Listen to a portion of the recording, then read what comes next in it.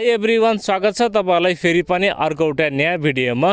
Friends, रियलमीले आफ्नो C सिरिजका दुईवटा स्मार्टफोनहरुलाई नेपालमा लन्च गरिसकेको छ, Realme C85 र Realme C85 Pro। Interesting part के छ भने यिनी दुवै फोनहरुमा तपाईहरुलाई 7000 mAh को बिग ब्याट्री दिएको छ र साथमा IP68 र 69 को रेटिङ पनि दिएको छ, यानी कि यिनी दुवै फोनहरु कम्प्लिटली वाटरप्रुफ हुनेवाला छन्। र आजको भिडियोमा हामी कुरा गर्नेछौं Realme C85 Pro को बारेमा, मोबाइल का स्पेसिफिकेसन तथा यो मोबाइलमा तपाईहरुलाई के कस्ता फिचरहरु दिएको छ, साथै कुन प्राइस पोइन्टमा यो फोन लन्च भएको छ र यो मोबाइल भ्याल्यु फर मनी छ कि छैन त्यसको बारेमा पनि डिस्कस गर्नेछौं। त्यसैले भिडियोलाई अन्त्यसम्म हेर्नु होला र अब चाहिँ तपाईहरुको टाइम वेस्ट नगरी सुरु गरौँ आजको भिडियो। फ्रेन्ड्स, आगामी दिनमा अरु यस्तै इन्ट्रेस्टिङ भिडियो हेर्नको लागि प्लिज हाम्रो च्यानललाई सब्स्क्राइब गरेर राख्नु होला, साथमा यो भिडियोलाई लाइक र शेयर पनि गरिदिनु होला।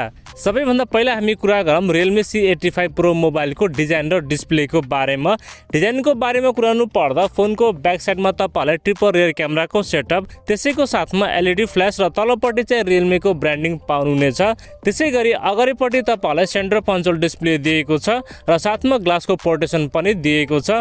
बिल्ड क्वालिटीको बारेमा कुरानु पर्दा ओभरअल यो मोबाइल प्लास्टिक बिल्डको साथमा लन्च भएको छ र मोबाइलको फ्रेम पनि प्लास्टिकको रहेको छ। साथमा यो मोबाइलमा मिलिट्री ग्रेड सर्टिफिकेसन र IP68 र 69 को रेटिङ पनि दिएको छ। ओभरअलमा डिजाइन र बिल्ड क्वालिटीको बारेमा कुरानु पर्दा नो डाउट मोबाइलको बिल्ड क्वालिटी चाहिँ एकदमै सलिड रहेको छ। यदि तपाईहरुको हातबाट यो मोबाइल खसे पनि मोबाइलले त्यस्तो कुनै प्रब्लम हुने छैन। साथमा मोबाइलको डिजाइन पनि राम्रो रहेको छ। अब हामी कुरा गरौँ मोबाइलको डिस्प्लेको बारेमा। तपाईलाई यो मोबाइलमा 6.8 इन्चको FHD प्लस AMOLED डिस्प्ले दिएको छ।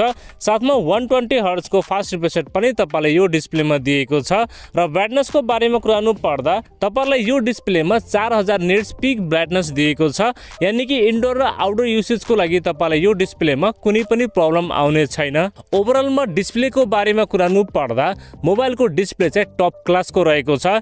तपाईलाई यो डिस्प्लेमा कन्टेन्ट वाचिङको लागि र गेमिङको लागि त्यस्तो कुनै प्रब्लम आउने छैन, यानी कि मोबाइलको डिस्प्ले राम्रो रहेको छ। त्यसैगरी परफर्मेन्सको बारेमा कुरानु पर्दा तपाईलाई यो मोबाइलमा Qualcomm Snapdragon 685 को चिपसेट दिएको छ।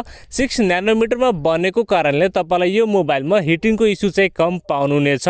साथमा LPDDR4S को RAM टाइप र UFS 2.2 को स्टोरेज टाइप पाउनुहुनेछ र यो चिपसेट चाहिँ एउटा 4G चिपसेट पनि हो। रिड एन्ड राइट स्पिड तपाईलाई यो मोबाइलमा डिसेन्ट पाउनुहुनेछ। अब फ्रेन्ड्स, यो चिपसेटको एन्तुतु स्कोरको बारेमा कुरानु पर्दा यसको स्कोर लगभग 4.5 लाख जति आउँदछ। नर्मल युसेजको लागि र बेसिक कामहरुको लागि तपाईलाई यो मोबाइलमा त्यस्तो कुनै प्रब्लम आउने छैन।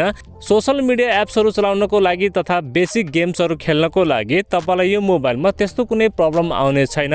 तर म यति भन्न चाहन्छु, जुन प्राइस पोइन्टमा यो लन्च भएको छ नि त्यो प्राइस अनुसार यो चिपसेट चाहिँ ठीक छैन।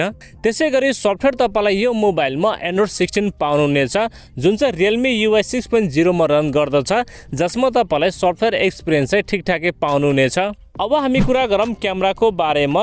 तपाईलाई यो मोबाइलमा 50 मेगापिक्सलको प्राइमेरी सेन्सर र सेल्फी क्यामेरामा चाहिँ 8 मेगापिक्सलको सेल्फी क्यामेरा सेन्सर दिएको छ। तर तपाईलाई प्राइमेरी क्यामेरामा OIS दिएको छैन।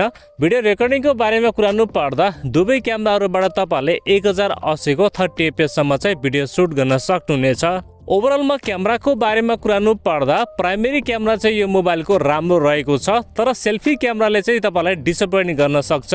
सर्टमा भन्नु पर्दा जुन प्राइसमा यो फोन नेपालमा लन्च भएको छ त्यो प्राइस अनुसार यो मोबाइलको क्यामेरा सेटअप चाहिँ बेकारै रहेको छ। त्यसैगरी ब्याट्री तपाईलाई यो मोबाइलमा 7000 mAh को बिग ब्याट्री पाउनुहुनेछ र जसलाई चार्ज गर्नको लागि 45 वाटको चार्जर बक्समा पाउनुहुनेछ र ब्याट्री ब्याकअप तपाईलाई यो मोबाइलमा 2 दिनको चाहिँ मज्जाले पाउनुहुनेछ। साथमा रिभर्स चार्जिङको सुविधा पनि यो मोबाइलमा दिएको छ। प्राइभेसी र सेन्सरहरुको बारेमा कुरानु पर्दा तपाईलाई यो मोबाइलमा under display fingerprint scanner, face unlock, चार्जिङको लागि टाइप सी पोर्ट, साथमा ड्युल स्टोरेज स्पिकर पाउनुहुनेछ, जसको क्वालिटी चाहिँ डिसेन्ट रहेको छ। फ्रेन्ड्स, अब हामी कुरा गरौँ Realme C85 Pro मोबाइलको प्राइसको बारेमा। यसको एउटा मात्र भेरिएन्ट हाम्रो नेपालमा लन्च भएको छ 8+128GB 36999 मा। अब मेरो ओपिनियनको बारेमा कुरानु पर्दा यो फोन इन्डियामा 15000 को प्राइस पोइन्टमा लन्च भएको थियो र त्यो प्राइसलाई नेपालीमा कन्भर्ट गर्नु पर्दा लगभग 24000 जति पर्न जान्छ।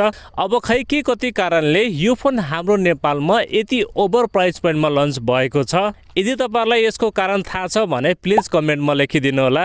अब सिधा भन्नु पर्दा यदि तपाईहरुलाई 37,000 को प्राइस पोइन्टमा एउटा कम्प्लिटली वाटरप्रुफ र स्ट्रङ फोन चाहिएको छ भने साथमा ब्याट्री ब्याकअप राम्रो भएको तपाईहरुको लागि यो फोन चाहिँ राम्रो हुन सक्छ। अदरवाइज परफर्मेन्स र क्यामेरा सेगमेन्टको लागि चाहिँ यो मोबाइललाई नहेर्नु होला। ल त साथीहरु, यति नै थियो मोबाइलको बारेमा। तपाईलाई यो मोबाइल कस्तो लाग्यो आफ्नो केही सल्लाह सुझाव भएमा प्लिज एउटा कमेन्ट लेखिदिनु होला। भिडियो मन परेमा एउटा लाइक पनि गरिदिनु होला। यदि नयाँ साथीभाइहरुले हाम्रो च्यानललाई पहिलोपटक हेर्दै हुनुहुन्छ भने प्लिज हाम्रो च्यानललाई सब्स्क्राइब गरेर राख्नु होला। अर्को भिडियोमा भेट्ने बाचा गर्दै आजलाई बिदा लिन्छु। हवस्, धन्यवाद। जय नेपाल।